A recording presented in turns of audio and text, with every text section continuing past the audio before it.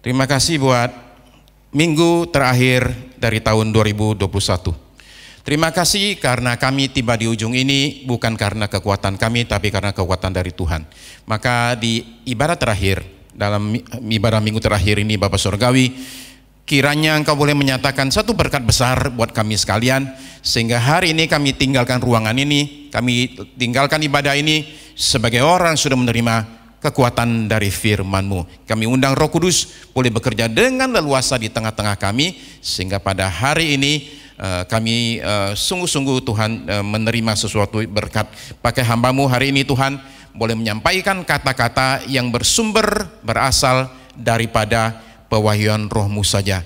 Dan setiap kami terima firman Tuhan dengan tanah hati yang subur. Firman-Mu ketika ditaburkan ya Tuhan tidak kembali sia-sia, melainkan dia bertumbuh, dia berbuah dalam hidup kami. Terima kasih, dan kami akan tidak hanya akan semata-mata mendengar firman saja, tapi mendengar dan melakukan apa yang kami dengar. Dalam nama di atas segala nama, dalam nama Tuhan Yesus Kristus, Juru Selamat yang hidup, Raja yang kekal, kami sudah berdoa dan terima semua jawaban doa kami ini. Amin, amin, haleluya. Saudara terkasih, beberapa hari lagi kita akan akhiri yang namanya 2021, salah satu tahun terberat yang pernah kita alami, terutama di bulan Juni dan Julinya. Jadi dari satu sisi kita semua ada satu perasaan lega karena kita sudah melewati yang namanya 2021. Tapi adalah penting kita tidak hanya semata-mata mengakhiri saja, tapi mengakhiri dengan baik. Pengkhotbah pasal 7 ayat 8 itu berkata demikian. Pengkhotbah pasal 7 ayat 8. Akhir suatu hal lebih baik daripada awalnya, panjang sabar lebih baik daripada tinggi hati. Nah, ketika saudara baca kata-kata ini, saudara itu membaca kata-kata dari satu orang yang sudah mengalami banyak. Dari satu orang yang sudah melihat banyak, yang mengalami tidak hanya namanya kesenangan dan kemenangan, tapi juga orang yang mengalami dan melihat yang namanya kesedihan, air mata dan kekecewaan. Ya. Nah, kenapa akhir itu lebih penting? Karena kalau soal awal seringkali kita nggak bisa memilih. Udah terjadi, udah lewat.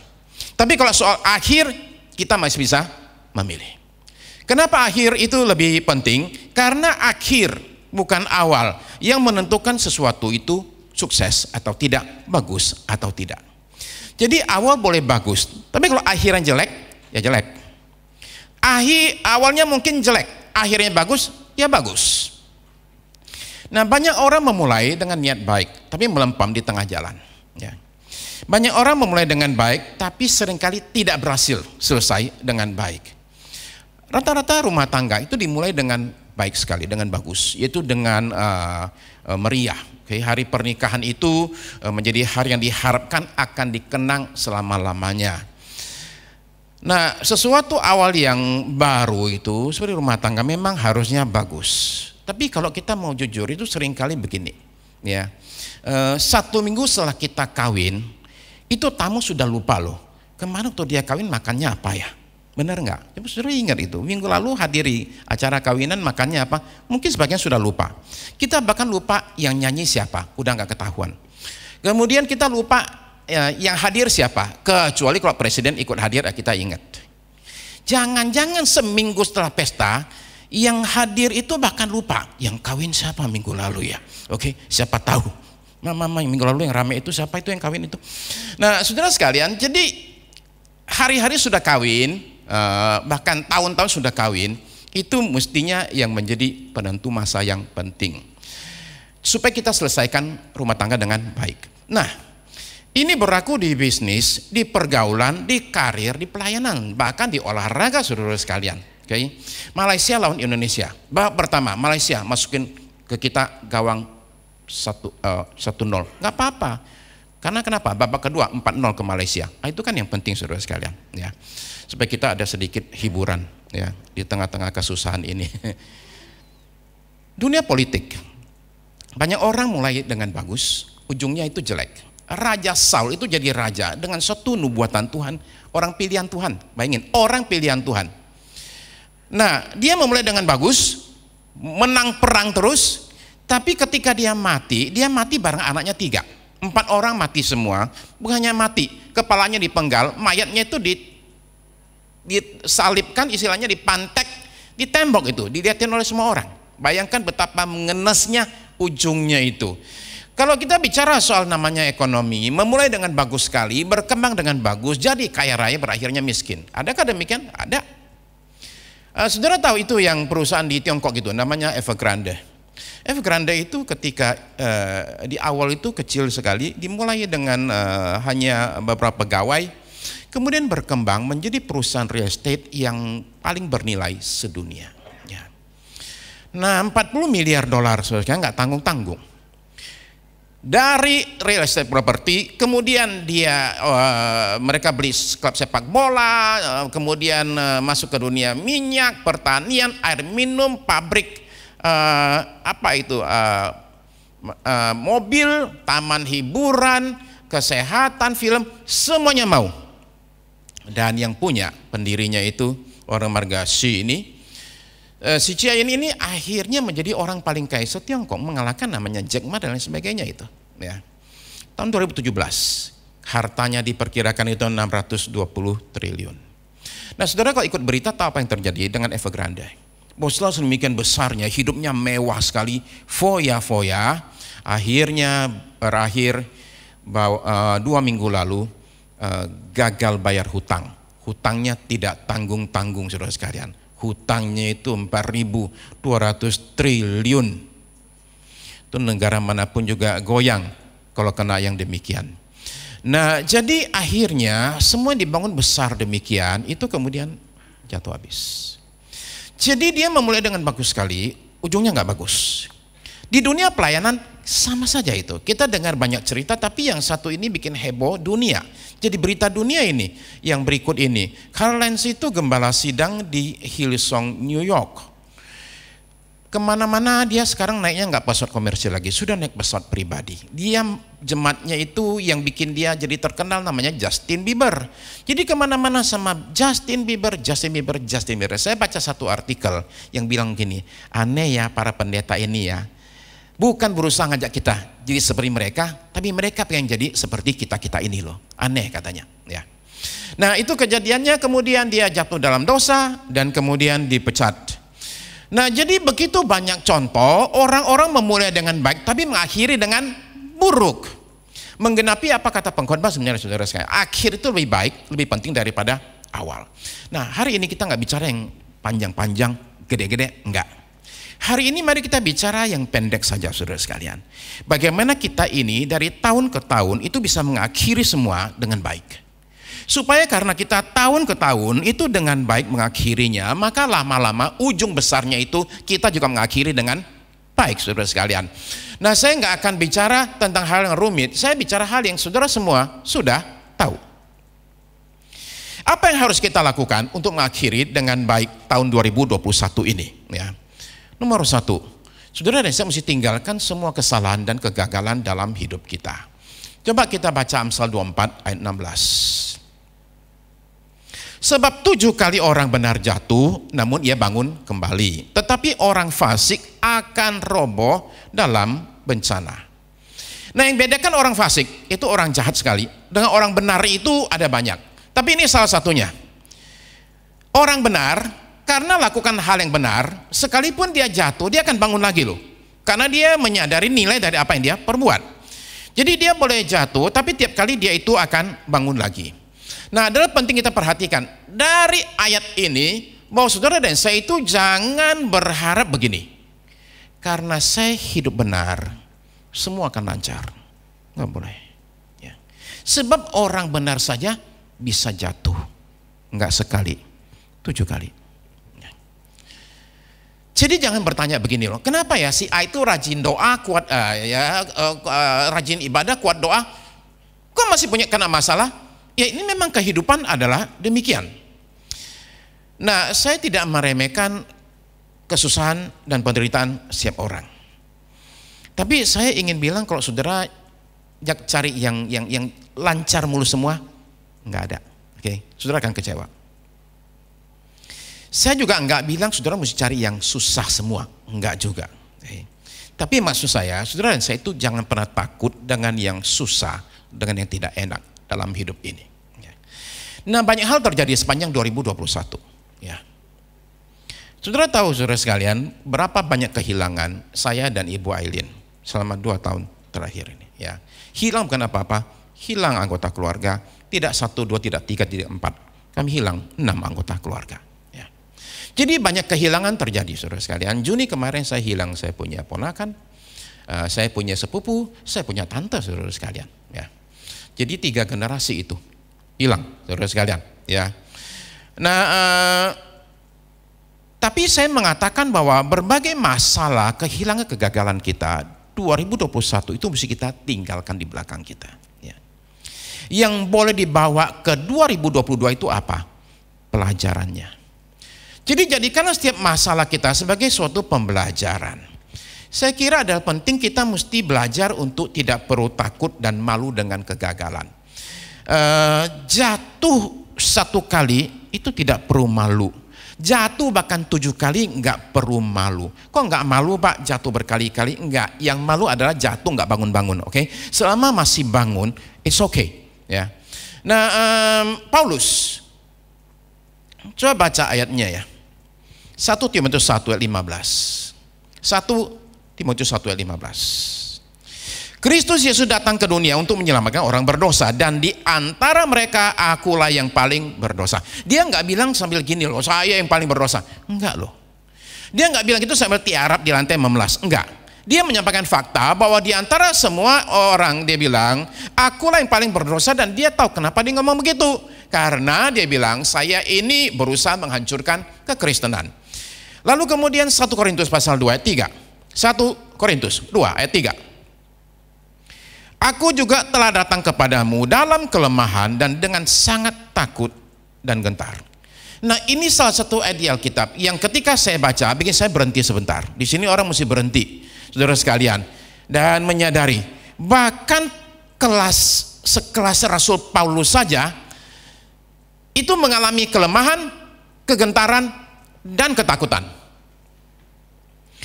Bukan ketika sedang berbuat salah, tapi ketika sedang mengabarkan Injil. Di situ dia mengaku, saya kadang lemah, saya kadang takut, saya kadang gentar. Jadi kita bicara Rasul Paulus, kita bicara orang yang pernah gagal. Dan gagalnya itu nggak tanggung-tanggung loh. Dia bukan gagal sekolah, dia bukannya gagal bisnis, gagal rumah tangga. Dia ini gagalnya bukan urusan dunia, tapi urusan sorga. Dia ini gagal di mata Tuhan. Tujuan hidupnya cuma satu. Saya ingin menjadi orang baik di mata Tuhan. Gagal total. Jadi gagalnya Paulus bukan gagal dalam hal yang sementara, tapi dalam hal kekekalan. Nah, tapi Tuhan datangi dari tengah jalan dan ubahkan hidupnya 180 derajat. Musa juga orang gagal. Gagal di awal pelayanannya. Lari ke padang gurun. Tapi Tuhan datangi dia di padang gurun dan kemudian memberi dia 1 kali kesempatan lagi. Dia bangkit dari kegagalannya dan jadi pahlawan bangsa. Kita bicara Petrus. Petrus itu gagal jaga komitmen. Dia janji sama Tuhan akan menyertai Tuhan sekalipun masuk penjara. Sekalipun yang lain lari, saya nggak akan lari. Tapi ketika muncul keadaan sulit, dia menyangkal Tuhannya. Jadi Tuhan datangi dia dan pulihkan dia. Jadi saudara-saudara sekalian, saya mengatakan begini, saya nggak tahu apa kegagalan saudara 2021, saya tidak tahu. Yang saya tahu cuma satu, seberapa besarnya kegagalan kita itu bukan akhir dari segalanya. Nah, jadi mari kita belajar dari kegagalan kita dan menjadi lebih baik. Saya baca cerita Phil Braps. Phil Braps ini pemain bola Amerika, ya. Nah, lalu kemudian ini ada final nih, ya, dari timnya melawan tim Washington. Si Phil ini dikasih kesempatan nembak berkali-kali, meleset terus. Enggak cuma sekali ya, enggak 2 kali ya. Pokoknya asal dia disuruh nyepak gitu, kayak penalti gitu kalau di sepak bola, meleset terus ke kiri terus. Nah, jadi akhirnya ditarik, nggak dikasih main. Tapi di final itu ternyata yang lain itu ada yang cedera dan sebagainya, terpaksalah dia ini dikasihkan masuk ke situ. Nah, ketika dia masuk ke situ 5 menit menjelang pertandingan selesai, itu ada penalti lagi tuh. Dia disuruh nyepak lagi tuh. Ya, ingat ya, Dia sudah gagal selama ini, nyepaknya ke kiri terus. Sekarang 5 detik, kalau dia gagal, timnya akan kalah. Dia tendang dan masuk gol. Oke. Sedemikian bernilainya itu, ditonton 100.000 orang di stadion, sehingga orang bilang the kick. Orang bilang udah tahu tuh, the kick. Oh, Phil Braps, hebat itu, ya. Dari kalah menjadi menang. 10, tapi kemudian dia cedera. Habis cedera, ini seorang anak Tuhan ya, yang sangat amat rajin ibadah dan pelayanan. Karena cedera, dia nggak bisa main lagi, ya. Terpaksalah dia kemudian kerja seperti biasa. 10 tahun kemudian dia diminta SMA-nya untuk datang dan kasihkan pidato. Okay. Ketika dia datang, dia udah tahu nih, yang hadir semua ini pasti nunggu saya cerita tentang the kick. Gimana caranya bisa dapatkan kesuksesan itu. Tahu nggak dia bilang apa kepada anak muda itu? Alamilah kegagalan. Alamilah kegagalan dalam hidupmu. Karena kegagalanlah yang bisa buat kalian maju dalam hidup ini. Dia menulis demikian. Saya bersyukur untuk semua tendangan yang meleset. Karena hari ini semua itu menolong saya melewati tantangan-tantangan terberat dalam hidup saya. Dia kena kanker. Ya. Dan kemudian pulih sembuh total. Dia berkata begini, jadi mari kita hargai hal-hal yang meleset dalam hidup kita. Baik itu tendangan yang meleset, kesempatan yang meleset, atau kegagalan lain. Saat-saat kelam ini mungkin saja adalah awal dari suatu momen yang besar. Jadi jangan takut gagal, tapi belajar dari kegagalan. Nah, tinggalkan kesalahan dan kegagalan, termasuk tinggalkan dosa. Dosa adalah sesuatu yang harus kita tinggalkan dan jangan dibawa-bawa kepada tahun yang baru, saudara-saudara sekalian. Itu yang pertama. Yang kedua, saudara sekalian, adalah kita ini mesti banyak bersyukur. Sekali lagi, ini bukan hal yang baru buat kita, semua kita tahu hal ini. Ya. Guru saya John Benman itu mengajar kami di kelas konseling. Ketika mengajar itu, dia bilang gini, apapun kasusnya, tutupnya sama. Oke? Apapun kasusnya, nutupnya sama. Nutupnya sama itu apa? Semua orang yang kamu konseling harus dibawa untuk mengucap syukur. Ini bisa tanya sama dia, apa yang kamu syukuri dalam hidup ini? Apa yang kamu dapat dalam sesi konseling? Semua mesti ditanya. Kenapa? Karena kata saya punya guru ini, kamu mengkonseling orang itu seperti membedah jiwanya orang. Itu kayak orang operasi, buka perutnya orang, buka dadanya orang, kemudian di ompok-ompok itu diberes-beresin. Ada nggak orang yang dokter demikian gilanya, setelah dia buka perutnya orang, setelah selesai semua, nggak dijahit, dia tinggal? Nggak ada. Tapi seorang konselor, kalau dia itu buka jiwanya orang, kemudian dia nggak ajar dia bersyukur, sama saja orang bedah perutnya orang, ditinggal semua dalam keadaan kebuka. Nah, jadi dia bilang semua kasus bawa untuk mengucap syukur. Saya punya guru itu Alkitabiah, saudara sekalian. Ya. Jadi mengakhiri tahun 2021, mari kita menaikkan syukur kita kepada Tuhan. Nah, saya tahu sekali lagi ada banyak alasan untuk kita mengeluh dan ngomel. Ya. Coba perhatikan 1 Korintus 10 ayat 10. 1 Korintus 10 ayat 10.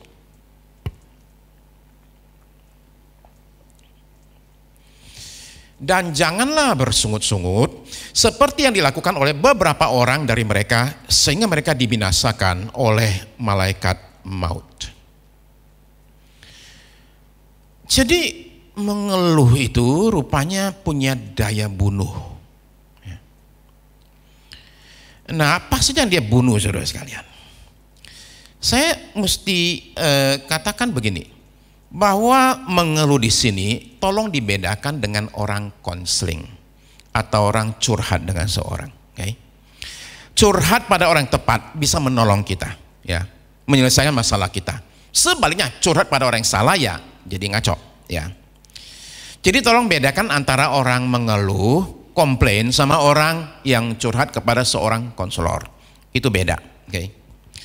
Mengeluh itu lebih banyak bicara tentang sikap hati di permukaan yang muncul di permukaan berupa kata-kata negatif. sifatnya acak, nggak pengen mencari solusi, hanya pengen didengar dan dibenarkan, tidak pilih tempat ataupun orang ataupun waktu, sering berulang, tidak cukup sekali saja. Itu mengeluh, oke? Nah, tapi kita perlu menyadari mengeluh yang kadang kita lakukan itu, akan saya cuma mengeluh aja. Tapi saya perhatikan, tadi saya katakan dia bisa mematikan. Oke, nah tentu nggak ada orang yang ketika mengomel langsung kemudian mendadak mati, enggak, oke? Tapi dia susah terbuka untuk melihat bahwa keluhannya itu bisa saja tidak benar. Dia tanda kutip mati terhadap perbaikan, ya. Tapi selain itu saya mau tunjukkan 6 hal yang akan terjadi jika orang banyak mengeluh. Oke, 1, mengeluh itu melempar tanggung jawab ke orang lain. Jadi berarti siapa yang mesti berubah? Bukan saya, tapi orang yang saya komplain itu. Saudara paham ya? Jadi akhirnya saya nggak perlu berubah, yang perlu berubah dia. Akibatnya ini mati nih, ya, nggak bisa alami perubahan nih. Jadi hanya nunggu saja orang lain berubah, yang nggak akan terjadi, ya. Jadi mengeluh akhirnya mematikan inisiatif dan tindakan nyata. Muncul itu mentalitas korban, menunggu orang lain berubah, ya. Jadi dia kecekek. Nomor 2, bahaya mengeluh adalah dia mematikan semangat hidup. Dia bikin orang jadi apatis. Mengeluh itu memang ada orang yang bersemangat kalau lagi komplain, ada nggak? Ada. Kalau komplain semangat banget. Tapi kita tahu itu muncul sesaat, muncul dari luka dan amarah. Tapi setelah itu memperpanjang luka, ya. 3, mengeluh itu merusak hubungan. Saudara bayangkan nggak? Kalau saudara tinggal satu rumah dengan orang yang kerjanya itu ngomel, protes, kayak apa rasanya sih? Ya.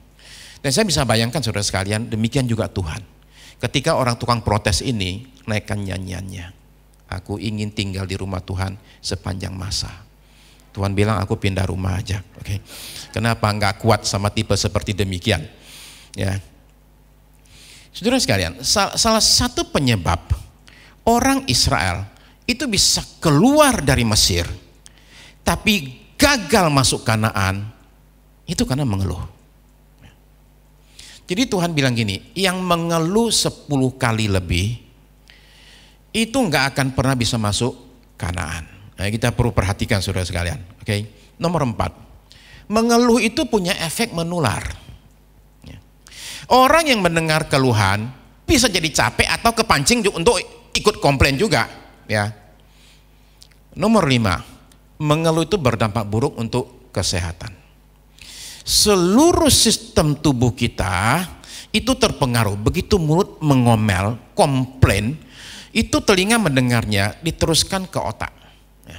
Dan itu mempengaruhi hormon tubuh berubah, sikap tubuh berubah, kesehatan kita kena, ya. Nomor 6, mengeluh itu lama-lama menjadi kebiasaan dan kemudian menjadi karakter. Akhirnya itu orang jadi negatif, pesimis dan apatis. Nah, jadi banyak hal yang terjadi. Tapi tolong dipahami begini saudara sekalian, bahwa jangan diartikan seolah-olah kita tidak boleh menyampaikan yang namanya masukan, teguran. Enggak saudara sekalian. Jangan dianggap seolah-olah pasrah dengan kejelekan, kesalahan dan dosa. Enggak sama sekali saudara sekalian. Kuncinya adalah bicara dengan orang yang tepat. Jadi jangan ditanggapi seolah-olah kita ini jangan mengeluh, mesti banyak bersyukur, seolah-olah ngajak orang nggak maju. Enggak demikian, ya. Kritik membangun, masukan, teguran adalah hal yang sah dan mesti ada dalam hidup kita. Semua kita nggak sempurna soalnya. Tapi kita mesti bedakan saudara sekalian antara orang mengeluh dengan orang menegur atau mengkritik, ya. Karena yang satu kasih solusi, yang satu nggak kasih solusi. Bedanya demikian. Nah, jadi mari kita banyak mengucap syukur. Kenapa? Karena mengucap syukur itu punya beberapa manfaat. Nomor 1, dia memperbaiki hubungan, ya. Itu yang pertama, memperbaiki hubungan. Jadi kalau saudara pengen perbaiki hubungan dengan orang di rumah, nggak usah susah payah beli coklat mahal, oke? Ya. Nggak usah beli bunga mahal-mahal, nggak usah. Cukup bilang aja, thank you ya, terima kasih ya. Itu efeknya itu magic. Entah yang belum kawin, entah yang baru kawin, atau sudah 50 tahun kawin. Oke, efeknya sama saja. Bersyukur untuk keberadaan pasangan kita adalah salah satu faktor yang membawa kepuasan jangka panjang dalam rumah tangga. Sudah diuji, ya. Nah, dua, bersyukur itu meningkatkan produktivitas dan kinerja. Ya, ini berlaku buat yang lagi sekolah, ya, anak-anak sekolah. Ini berlaku buat yang punya usaha, yang punya pekerjaan. Ini berlaku buat orang yang pelayanan. Semua ini berlaku. Dan para peneliti menemukan anak-anak SMA yang lagi sekolah itu, kalau dia bisa bersyukur, ternyata satu, dia punya nilai lebih tinggi. Kedua, lebih banyak teman. Ketiga, dia lebih puas dengan hidup ini. Oke, itu kinerjanya meningkat, kerjanya jadi lebih bagus juga. Ya, kalau saudara punya atasan yang tahu menghargai keberadaan saudara, tidakkah saudara akan mati-matian bekerja keras? Saya baca satu cerita tentang satu orang pegawai di New York yang suatu hari beli pistol, ya. Beli pistol untuk nembak dirinya. Ya. Jadi dia mulai dengan sedikit-sedikit, mulai dengan gini dulu, lama-lama gini, lama-lama masuk ke mulut, tinggal tarik. Jadi keputusannya besok malam saya tarik. Tapi siang itu dia ke kantor dan kemudian bosnya datang bilang gini, Ben, gini ya, mau terima kasih nih buat kerjamu selama ini nih, Ben. Kalau nggak ada kamu nih, tim kita berantakan. Gara-gara kata-kata itu, dia nggak jadi mati. Ya. Jadi yang saya diselamatkan oleh namanya apresiasi dari atasan saya. Ya. Nomor 3, bersyukur itu bikin tidur lebih nyenyak. Kalau saudara merasa hari-hari ini saya tidurnya rada susah, saudara coba untuk naikkan syukur saudara sekalian. Setiap malam menjelang tidur, saudara pikirkan paling nggak 3 hal yang bisa disyukuri dalam hidup saya. Kenapa demikian? Ini diteliti dan para peneliti menemukan bahwa begini loh. Kalau orang itu tahu bersyukur, ketika dia tidur otaknya itu bekerja beda dengan kalau dia banyak khawatir. Ya. Karena kalau khawatir orangnya tidur otaknya kerja terus. Apa itu? Mikirin kekhawatiran. Tapi kalau dia tahu bersyukur, maka kualitas tidurnya itu jadi membaik dan lebih lama. Nomor 4, bersyukur itu bagus buat jantung saudara. Jadi orang yang bersyukur patut bersyukur lebih lagi. Kenapa? Karena dia bersyukur itu satu, mengurangi kemungkinan meninggal karena gagal jantung atau penyakit koroner. Bersyukur itu menolong untuk mempertahankan yang namanya darah tinggi. Ya. Jadi kalau saudara merasa saya ini banyak darah saya tinggi, saudara mesti banyak praktek bersyukur. Ya. Bukan mendadak shoot jadi normal, enggak. Tapi paling enggak dia tidak memburuk. Ya. Terakhir, nomor 5. Bersyukur itu menolong kita hadapi stres. Jadi tidak hanya fisik saja, bersyukur itu buat mental kita pun bagus. Tentara Amerika yang mati paling banyak itu bukan di medan perang. Enggak. Matinya itu paling banyak di Amerika sendiri. Mati apa? Bunuh diri. Ya. Itu 30.000 lebih tentara Amerika itu matinya itu mati di tangan sendiri, di negara sendiri. Kenapa demikian? Stres pasca perang, trauma. Karena dudukin negara orang, kemudian di sana lama sekali, mereka pulang itu jadi kayak orang gila. Nah, ketika diteliti, ternyata mereka yang tahu bersyukur, berterima kasih, ternyata secara umum trauma perangnya, stresnya itu berkurang. Jadi saudara-saudara bisa melihat bahwa banyak bersyukur ini nasihat kuno dan klise, tapi terbukti halnya itu bermanfaat sekali, ya. Nah, tapi tolong hati-hati ya, jangan bersyukur begini. Lihat orang nggak ada kaki gitu ya, terus bilang, wah bersyukur saya masih punya kaki. Yang demikian kayaknya kurang bagus deh, ya. Jadi maksudnya begini loh, jangan bersyukur lihat kekurangan orang lain maksudnya, ya. Kita bersyukur ya apa adanya saja dengan apa yang ada pada kita, saudara sekalian. Ya. Mari kita terima nasihat dari Alkitab. Ibrani 13 ayat 15. Alkitab berkata begini, sebab itu marilah kita oleh Dia senantiasa mempersembahkan korban syukur kepada Allah, yaitu ucapan bibir yang memuliakan namanya. Garis bawahi kata korban.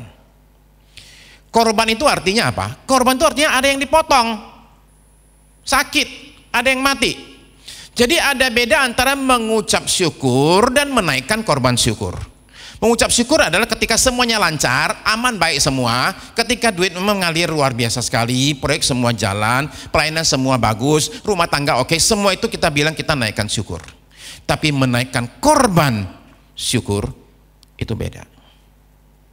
Itu ketika situasi kita sebenarnya nggak bagus-bagus amat, keadaan kita sebenarnya juga bukannya seperti yang kita inginkan, banyak hal terjadi yang membuat kita banyak susah. Di tengah-tengah keadaan itu orang bisa bersyukur. Itu namanya menaikkan korban syukur. Jadi kita diajak untuk mempersembahkan korban syukur. Violet Jessop itu umur 23 tahun, cari kerja, dapatnya itu di kapal.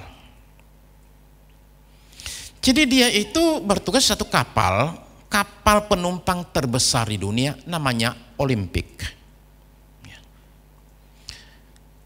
Baru 3 bulan bertugas, Violet ini menghadapi yang namanya kecelakaan di laut, yaitu Olympic tabrakan sama kapal lain. Nggak tenggelam sih, oke, tapi itu satu kali. Kemudian dia bertugas di satu kapal lain lagi, yang adalah kembarannya Olympic, namanya Titanic. Ya. Tabrakan, tapi lumayan nih, dia bisa dapat sekoci sehingga selamat.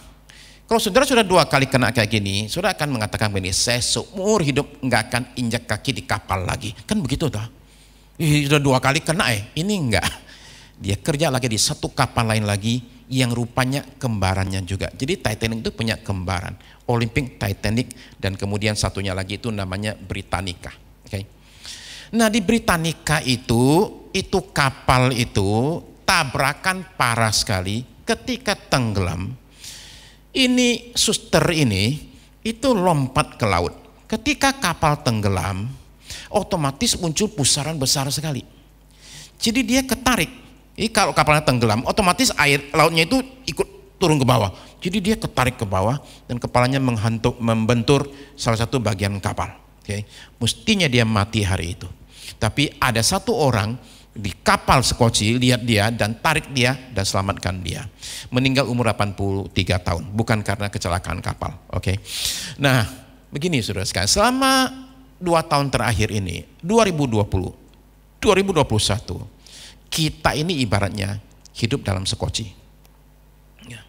Kita lihat kapal saudara sekalian, tabrakan, tenggelam di mana-mana, gerak serba terbatas, bahaya di mana-mana. Jikalau Violet Jessop seumur hidupnya itu nggak berhenti bersyukur, adakah kita bisa hidup dalam ucapan syukur setiap hari saudara sekalian? Naikkan syukur kita kepada Tuhan. Apa yang saudara syukuri sepanjang tahun 2021 ini? Mari kita sama-sama berdoa.